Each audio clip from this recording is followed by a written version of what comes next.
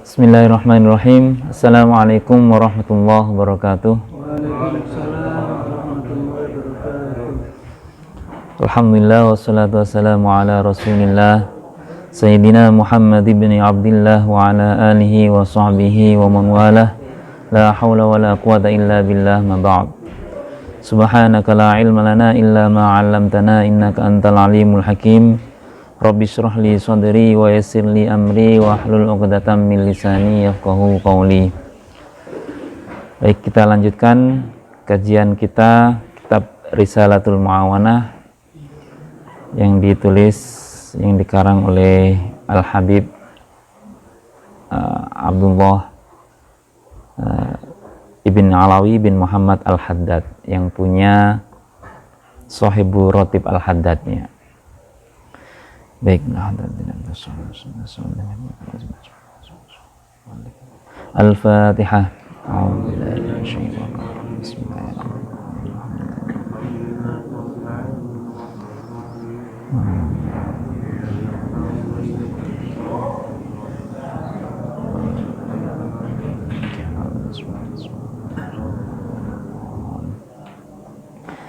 Bismillahirrahmanirrahim. Qala al-muallifu rahimahullahu ta'ala wa nafa'ana bihi wa bi'ulumihi fid dharaini amin. Kemarin kita masih membahas tentang masalah keyakinan. Yakin itu bagaikan sebuah akar yang menjulang ke bawah, yang dimana di atasnya itu akar itulah yang akan menentukan seberapa kokoh sebuah pohon itu ataupun bangunan itu, seberapa kokoh tergantung dari akarnya. Kalau dia kokoh, maka berapapun bangunan yang di atasnya, berapapun dahan yang ada di atasnya, dia tidak akan goyah. Nah itu. Nah, kita lanjutkan. Wa alal jumlah fal yakinu aslun. Nah ini. Secara global, yakin itu adalah aslun, yaitu akar atau paling dasar-dasar setiap sesuatu. Wasairul maqamati syarifah wal akhlaqul mahmudah wal a'malus salihah min furu'ihi wa tamaratihi. Nah, maka keyakinan itu bagikan sebuah dasar atau bagikan sebuah akar. Wasairul maqamati syarifah, semua hal-hal kebaikan yang timbul di atasnya termasuk akhlak terpuji, amal soleh, itu adalah bagian dari cabang-cabangnya. Maka tidak mungkin cabang yang baik akan timbul dari akar yang buruk, tidak mungkin. Kenapa? Karena akar yang buruk dia akan berpengaruh pada cabang-cabang di atasnya. Nah, min furu'ihi wa thamaratihi wal akhlaqil wal a'mal wal akhlaqu wal a'malu tabi'atun lil yakin. Akhlak dan perbuatan yang kita lakukan itu mengikuti terhadap keyakinan yang kita miliki. Dalam hal apa? Quwatan wa dha'fan, dalam hal kekuatannya dan kelemahannya. Wasihatan wa saqaman, kebaikan maupun keburukannya. Saqam itu sakit sebenarnya. Nah, qala Luqman alaihi salam, Luqman al-Hakim alaihi salam pernah berkata, la yustata'ul amalu illa bil yakin. Amal itu tidak bisa dilakukan kecuali dengan sebuah keyakinan.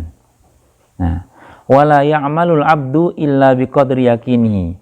Dan seseorang hamba tidak akan berbuat sesuatu kecuali berdasarkan tingkat keyakinannya. Semakin besar keyakinan seseorang, maka dia beramalnya juga totalitas. Kalau kita nggak yakin, maka perbuatan kita juga akan separuh-separuh. Maka kemarin adalah antara amal dan keraguan ini nggak bisa bersatu. Ketika antara yakin dan keraguan ini tidak bisa bersatu. Semakin besar keyakinan, maka keraguan akan semakin hilang. Sebaliknya, kalau keraguannya semakin besar, maka keyakinan akan semakin terkikis hilang. Nah, sama kita juga, kenapa kita beramal baik, kenapa kita melakukan ibadah, melakukan amal baik secara manusiawi maupun hubungannya dengan Allah, karena kita yakin nanti di hari akhir ada hari pembalasan, ada hari kebangkitan. Itu keyakinan kita.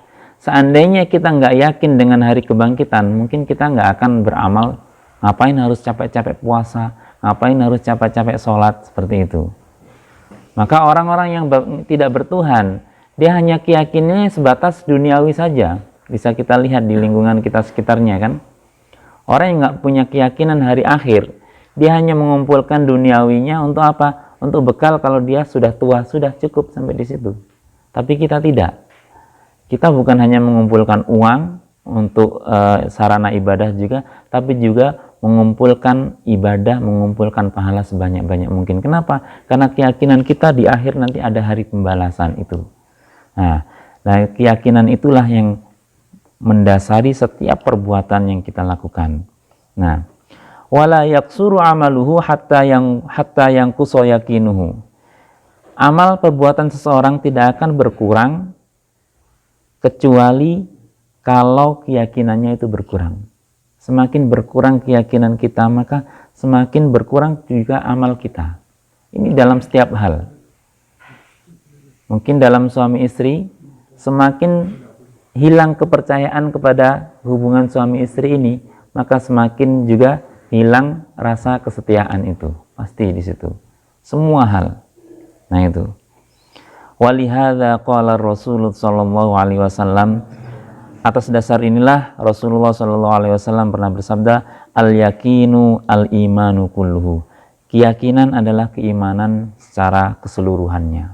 Nah itu. Yakin adalah keimanan itu. Nah. Baik. Wa ahlul iman fil yakini ala thalathi darajatin. Adapun ahlul iman, orang-orang yang beriman fil yakini tentang masalah keyakinan ala thalathi darajatin terbagi menjadi 3 derajat atau 3 tingkatan. Ini kita ngajinya nggak pakai yang kayak di itu ya, pesantren ahlul yakini utawi ahlul yakin, nggak gitu ya, karena nggak ada yang ngartiin gitu. Nggak apa-apa. Sebenarnya enak juga seperti itu, cuman globalnya saja ya. Iya. Al-ula adapun yang pertama, wahia, kalau dipotong seperti ini, wahia adapun ula itu darajatu ashabil yamini, tingkatan ashabul yamin, orang-orang yang digolongkan golongan orang-orang yang kanan. Kalau dalam Al-Quran ashabul yamin itu orang-orang yang nanti ketika menerima amalnya dengan tangan kanannya, ashabul yamin. Ada ashabus shimal, kebalikannya. Apa derajatnya? Asdaq at-tasdiqul jazimu ma imkani tashkiki wat tazalzuli lau jaa ma yaqtadihi. Nah ini. Yaitu kepercayaan yang kuat meskipun ada kemungkinan keraguan-raguan itu ada dan kegoncangan jiwa itu ada. Kalau ada hal-hal yang datang. Yakin. Tapi kalau ada keraguan itu tetap ada. Yakin banget gitu. Yakin besok ada rezeki, yakin dalam bulan ini akan ada kebaikan, yakin. Tapi masih ada sedikit keraguan. Jangan-jangan ini, jangan-jangan. Nah, itu al-yakin yang derajatnya ashabul yamin. Itu. Nah, wa yu'abbaru anha bil iman. Yang demikian ini diibaratkan atau disebut dengan iman. Sama dengan kita mungkin seperti ini. Kita kadang-kadang masih ada keraguan gitu ya. Allah menjamin rezeki setiap seseorang, yang penting berusaha. Tapi kadang-kadang kita, aduh, musim kayak gini yuk. Nah, kadang-kadang masih ada keraguan. Itu namanya kita masih derajatnya di sini. Ahlul yamin, ashabul yamin. Ma'imkani tashkik wa tazalzul law jaa ma yaqtadihi. Nah, ini. Kemudian naik kepada ad-darajatut tsaniyah, yaitu tingkatan yang kedua ini. Wahia, adapun darajah tsaniyah ini adalah darajatul muqarrabin. Derajatnya al-muqarrabin. Al-muqarrabin ini adalah orang-orang yang dekat dengan Allah.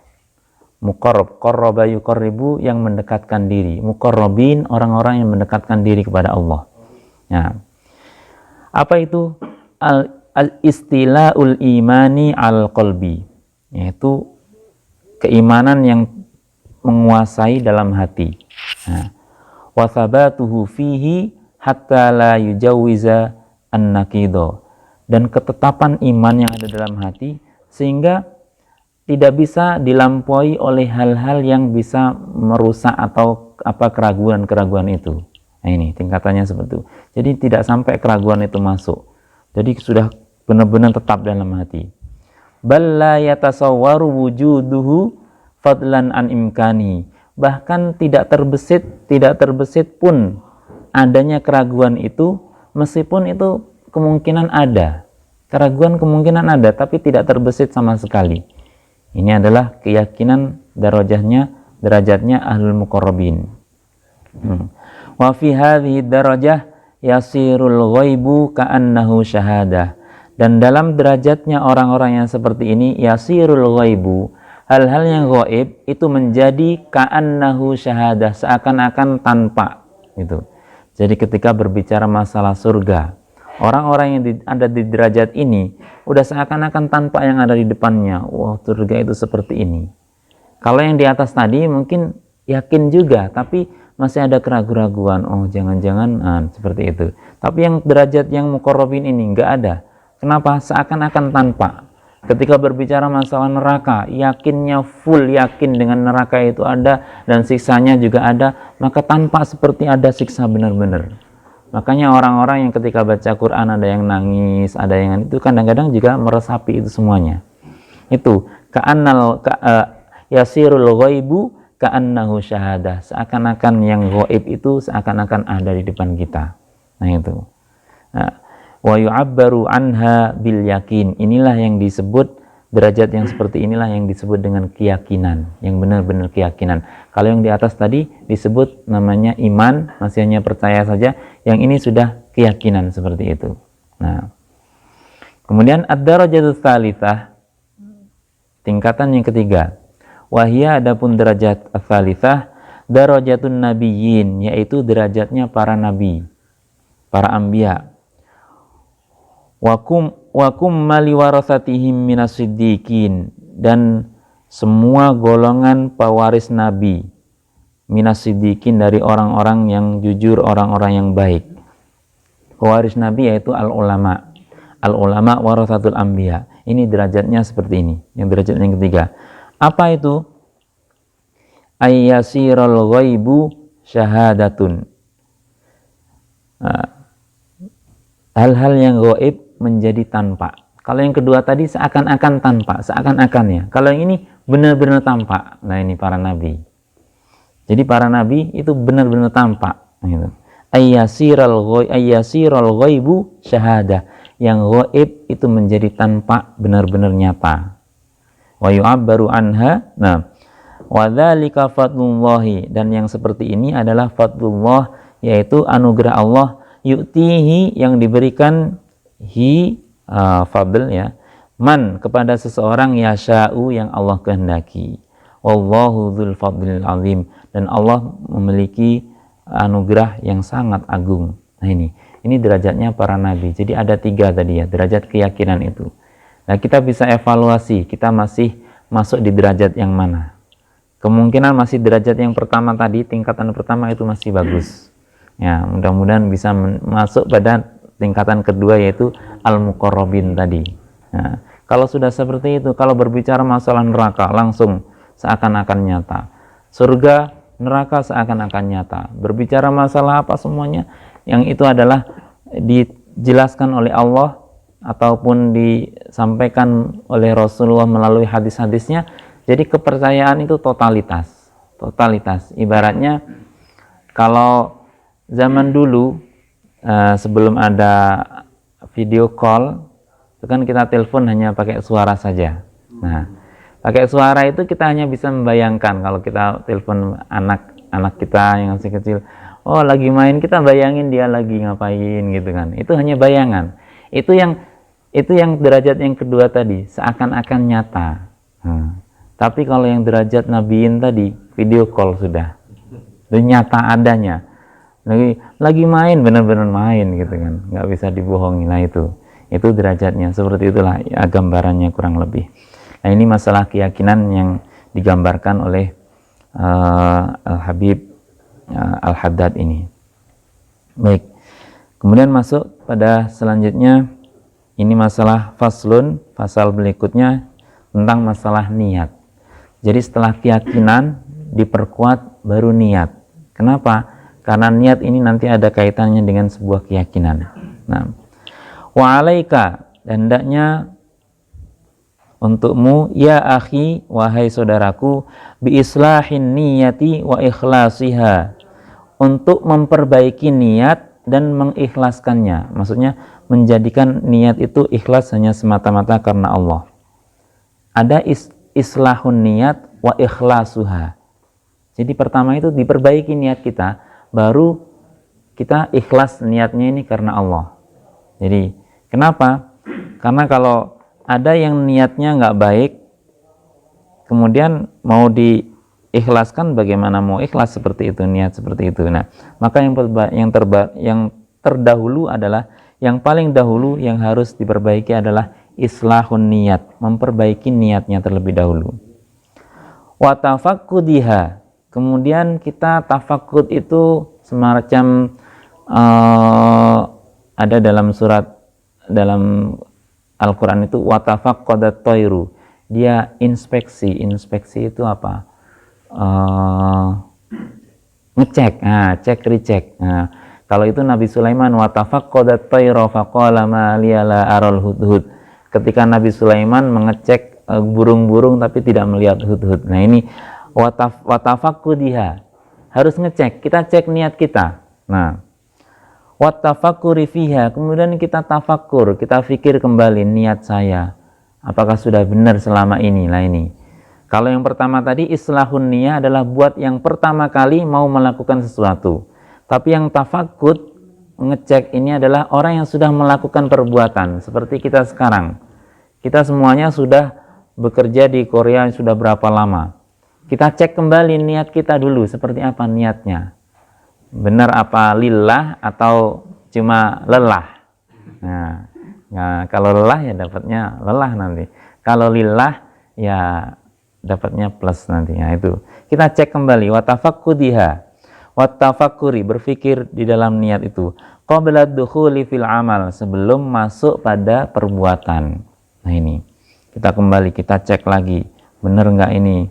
Nah, fa innaha asasul amal, karena sesungguhnya niat itu adalah asasul amal, pondasi dari setiap perbuatan itu niat.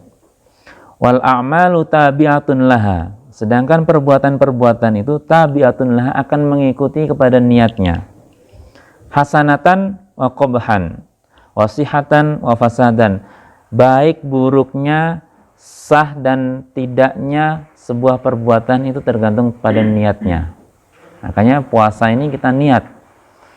Hampir setiap perbuatan yang sifatnya ubudiyah pasti ada lillah. Nawaitu shauma ghadin an adai fardhi syahri ramadhana hadhihi sanati fardhan lillah. Usalli arba rakaati musabbihan qiblati lillah, semuanya. Wa atimul hajja wal umrata lillah. Semuanya adalah bentuknya lillah. Jadi perbuatan itu akan bergantung pada apa yang diniatkan. Ibaratnya niat itu adalah perbuatan hati.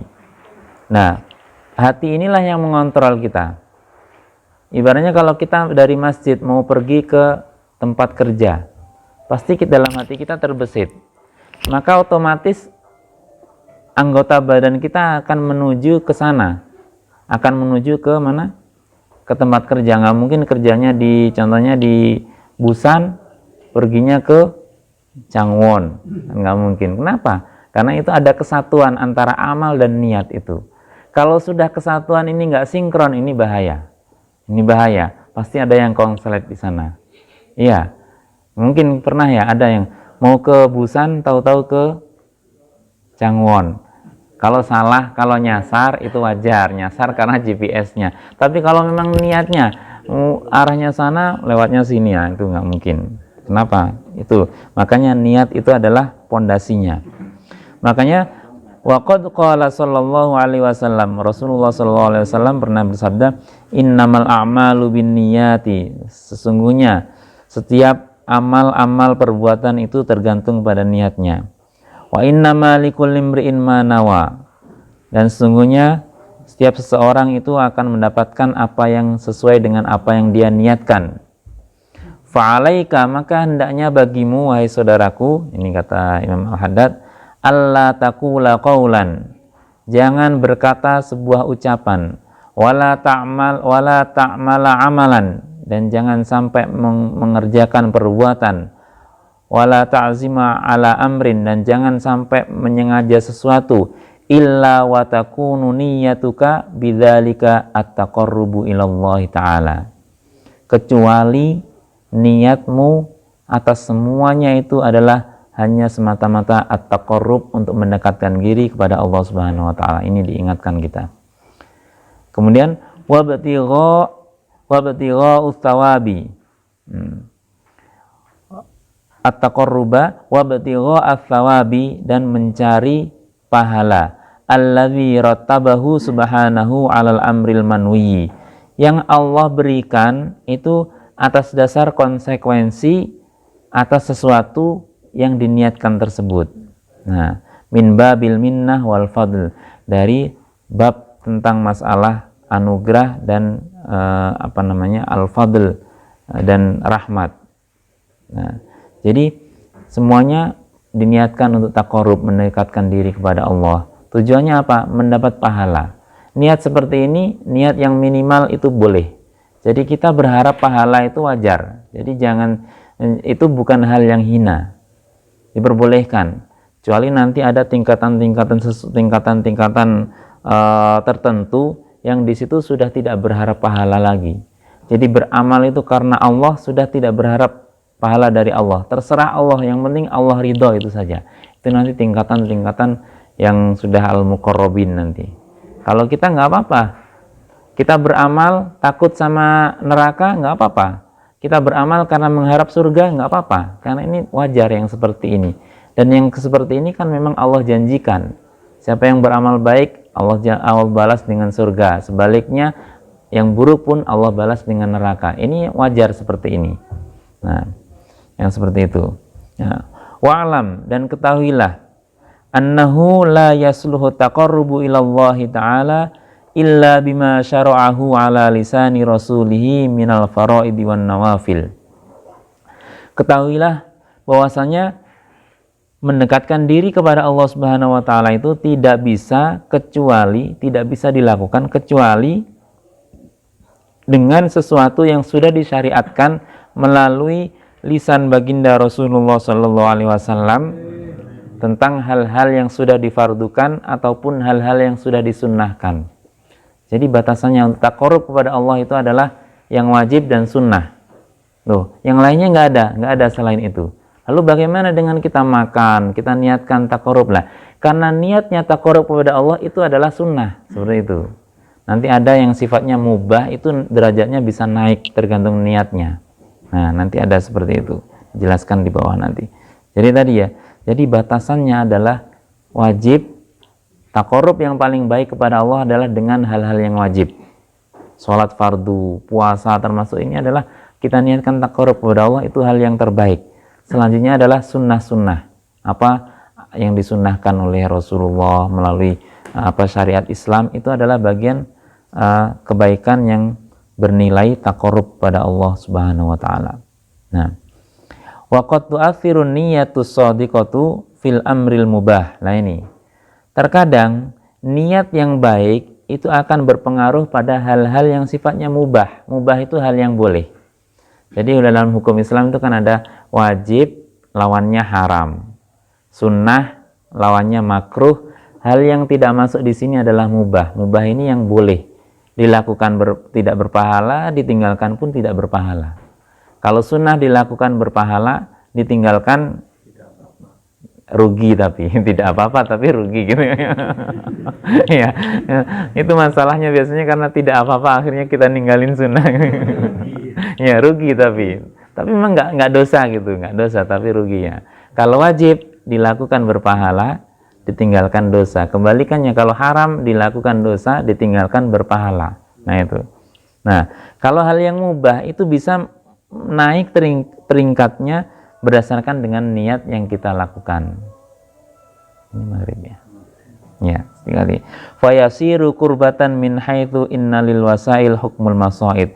Maka akan menjadi hal yang mubah tadi bisa mendekatkan diri kepada Allah, akan mempunyai nilai yang bagus, bahkan itu bisa mencapai nilai yang berpahala karena dia menjadi wasilah untuk hukmul maqasid, kepada maksud-maksud tertentu. Contohnya makan itu biasa-biasa saja. Jenengan makan boleh, nggak makan pun juga nggak apa-apa sebenarnya. Tapi kalau niatnya saya niatkan ini adalah biar nanti kuat taraweh. Itu niat biar kuat ibadahnya, maka itu nanti makan yang tadinya mubah akan naik derajatnya menjadi taqarrub ilallah ta'ala. Wallahu a'lam bishawab. Insyaallah kita lanjutkan besok, mudah-mudahan. Subhanakallahumma wa bihamdika asyhadu an la ilaha illa anta asyhadu wa atubu ilaik. Wallahu a'lam bishawab. Wal 'afwu minkum. Assalamualaikum warahmatullahi wabarakatuh.